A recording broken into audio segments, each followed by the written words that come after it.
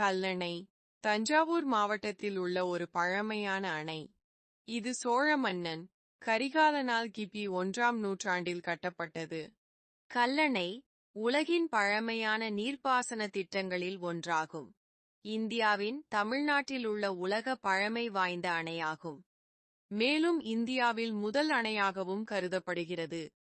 கல்லணை கட்டப்பட்ட நோக்கம் வசதியாகவும் விவசாயத்தை தழுவும் வகையிலும் காவிரியின் நீரை கட்டுப்படுத்தி பாசனத்திற்கு பயன்படுத்தும் நோக்கில் கட்டப்பட்டது. இது தமிழர்களின் வளமான பாசன அறிவை வெளிப்படுத்தும் மிகப்பெரிய சான்றாகும்.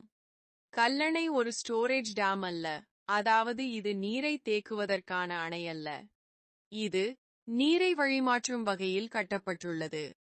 காவிரியின் நீரை வாய்க்கால்களில் மெயின் கனால்ஸ் வழிமாற்றி பாசனத்திற்கு பயன்படுத்த உதவுகிறது. மணலில் அடித்தளம் அமைத்து கல்லால் அணை கட்டிய தமிழர்களின் தொழில்நுட்பம் வியந்து பார்க்கத்தக்கது. கடல் கற்கள், பெரும் பாறைகள் போன்றவை பயன்படுத்தப்பட்டன. இன்றும் இந்த அணை வலுவாக உள்ளது என்பது அதன் கட்டுமான நுணுக்கத்தின் சான்றாகும்.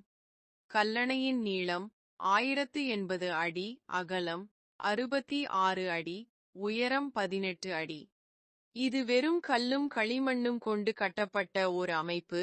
1900 ஆண்டுகளுக்கும் மேலாக காவிரி வெள்ளத்தை தடுத்து நிறுத்தி வருகிறது. 1839ஆம் ஆண்டு அணையின் மீது பாலம் ஒன்று கட்டப்பட்டது. கல்லணை சோழர் காலத்தின் தொழில்நுட்ப திறமைக்கு ஒரு சிறந்த உதாரணமாகும். தமிழரின் பண்பாட்டு மரபை வெளிக்காட்டும் கட்டுமானம். இது உலக அளவில் தூய நீர் மற்றும் நீர்ப்பாசன கலைக்கு ஒரு அரிய எடுத்துக்காட்டாக அமைந்துள்ளது. இன்றும் செயல்பாட்டில் உள்ள கல்லணையானது தஞ்சாவூர் மாவட்டத்தின் விவசாயத்தின் முதன்மை ஆதாரமாகவும் சுற்றுலா இடமாகவும் மாறியுள்ளது.